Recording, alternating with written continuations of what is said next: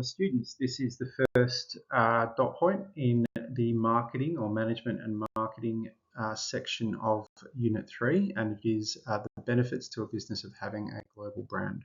So a global brand, by definition, is a company who has products or services that are recognised and sold in many countries around the world.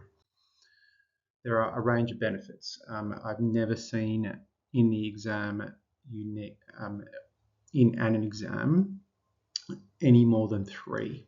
So I would strongly suggest maybe you have 4 if you can keep them up your sleeve. But generally 2 to 3 is the general number that the examiner will get you to explain through a question. So the first one is consistency. And so as a global brand, you are sending a consistent message about your product, which shows a global commitment to the marketplace, and that you have a successful product which you are happy to back up on a worldwide scale. The next one is that if you are a successful business domestically, then it's highly likely that your marketing strategies and campaigns are already working.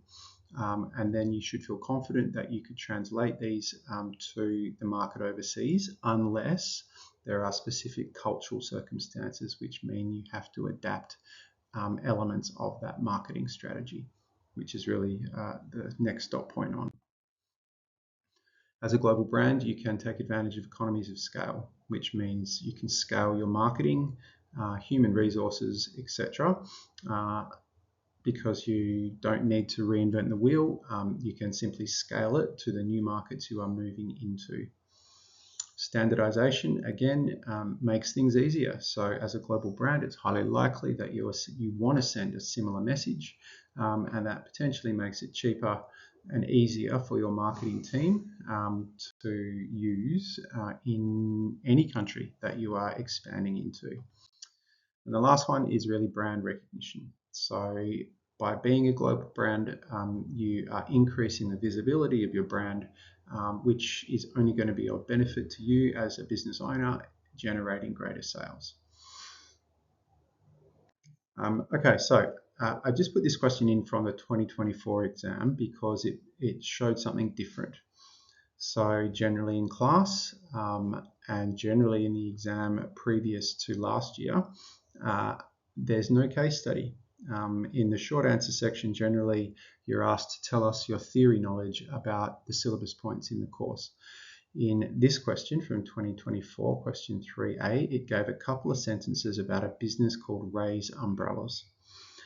So it presents a bit of a conundrum, really, as a teacher and as a student. So what should you do with this information which is provided? Do you need to use it? Do you not need to use it? Look, if it's given to you, my advice would be to use it. Okay, the examiner has put it there for a reason. Now, this is a big change from previous years, but if this is what it's going to be in the future, then I think you've got to somehow refer back to the business and what the business is about somewhere in your answer. In this case, the question was just outline 2 benefits to the business, Ray's Umbrellas, of having a global brand. So just in case we weren't aware, outline, I would argue, is a pretty lower order. So it's only worth 2 marks for each benefit, so not a lot. And really you need to, I would argue, define the strategy or define one of the benefits of having a global brand, and then in some way link it back and explain how it's linked into the business. So if we look here, I've chosen the one which is low risk. And so I've defined it in that marketing strategies that have been successful could be used in new markets. This gives a business certainty that that it's tried and tested and it's likely to succeed. And using the quote from the sentence above, Ray's Umbrellas is a well-established business. So they've been around for a while. They know what they're doing.